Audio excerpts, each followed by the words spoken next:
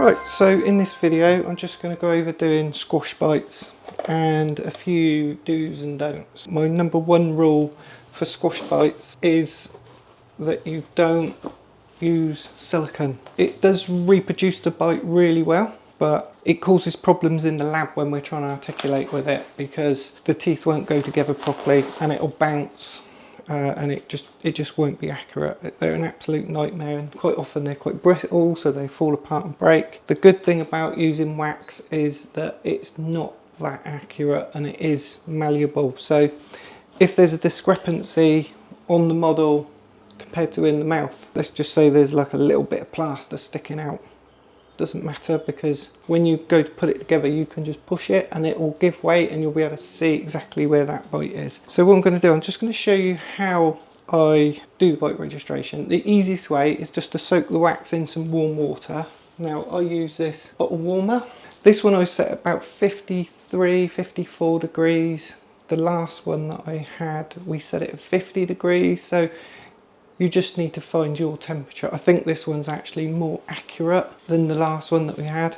When you're getting one of these bottle warmers, it's really important to get a digital one. Don't get one with all little flicker rocker switches or, you know, little twiddly knobs or something, because obviously then it's a nightmare to keep it clean. So get a nice digital one with a touch screen so it's easy to keep clean. The wax that I've put in there, it only takes a few minutes to warm up, but you want to get it to the point where it's sort of like this, it's just starting to go white. Then what I do is I just fold it in half and then put it in the patient's mouth, and you just fold it over like this.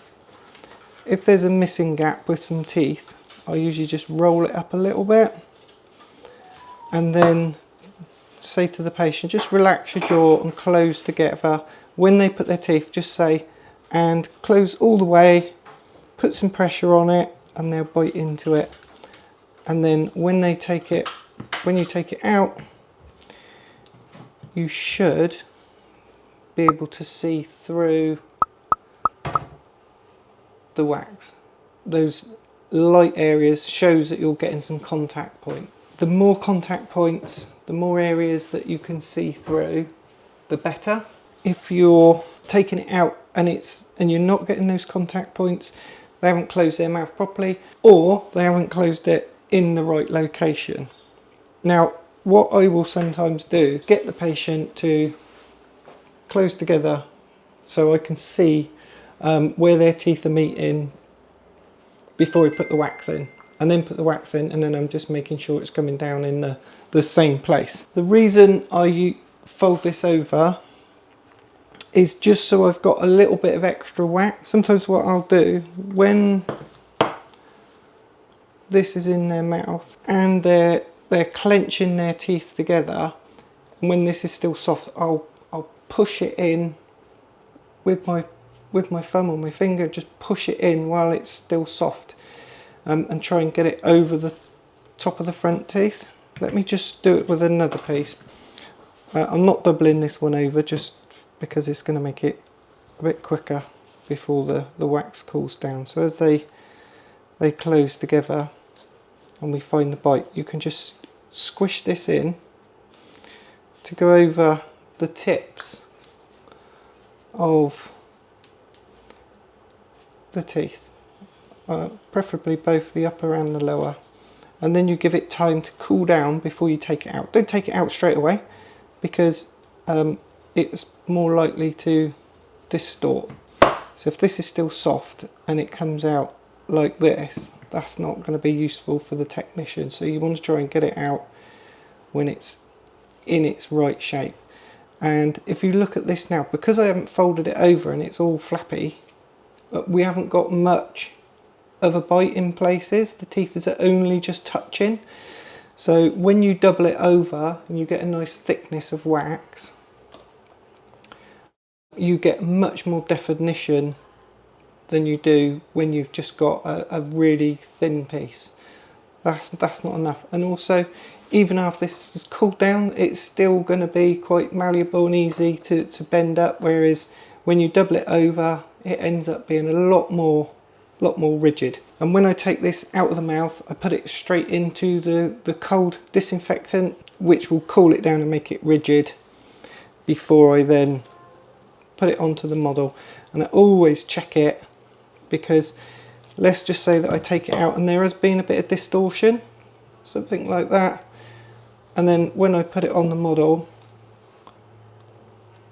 I can go, something's not quite right, but I can just sort of tease it into the right position again, check it with the top model, and do that. It's always worth doing a squash bite, even if you think that you might not need it, because the lab might. When we're articulating in the lab, we don't like to put the models together like this.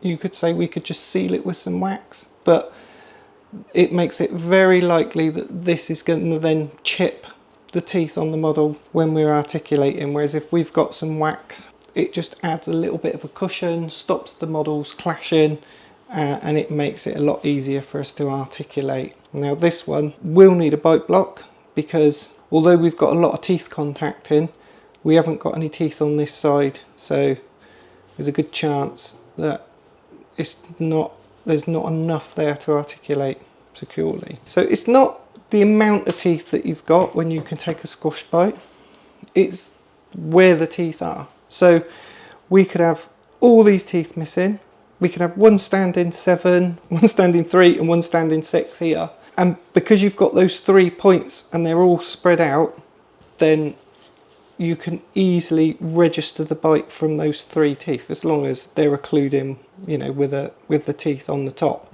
If you've got those freestanding teeth and freestanding teeth in a different situation on the top one, and they're not going to be touching each other, then obviously that squash bite might not be as useful. So one thing that I do quite often, especially if I'm doing temporary dentures, I'll extend the squash bite with an extra bit of wax, and the way that I'll do that is I'll put it in the mouth first. So I'll just get one of my strips of wax, and by the way, with these strips of wax I always have a nice selection already sliced up, ready to go. So I'll get my wax warmed up, and then I'll just put it in the mouth in that area like that, just sort of squishing it down almost in the position that a bite block would be. And then I get my next piece of wax, fold it over like we did before, and then from that area wrap it round, go over the teeth like that, get the patient to relax, close together lightly. When you can see that they're in the right position, get them to put some more pressure on it,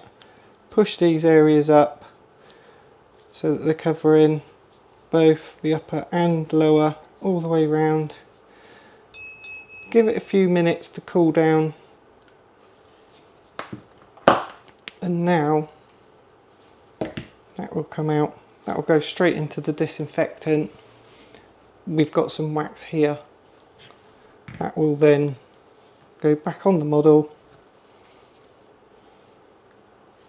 and you don't get that rocking or tipping because it's all supported.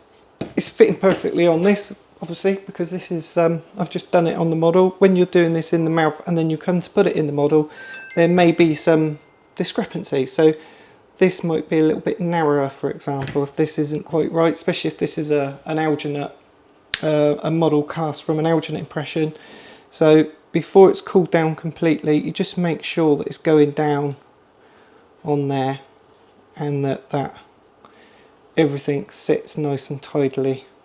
And then in a situation like this, you can get away with not having a bite block made and just using the squash bite, or it's just used for the technicians on the preliminary model so they get an idea of where to make the bite block. Pretty obvious on this one just because of where the teeth are, but sometimes it's not always that obvious. Another thing, when you're sending the squash bite, if you're posting it to the lab, or even if they're coming to collect it, put the squash bite on the model before you bubble wrap it, because that will just help protect the teeth and stop them getting chipped off in transit. Just one last thing on that, when patients are closing together, this is what I'm saying, don't ever tell them to bite, because they will bite with their front teeth, their posture, things like that, which is obviously what you've got to be looking out for.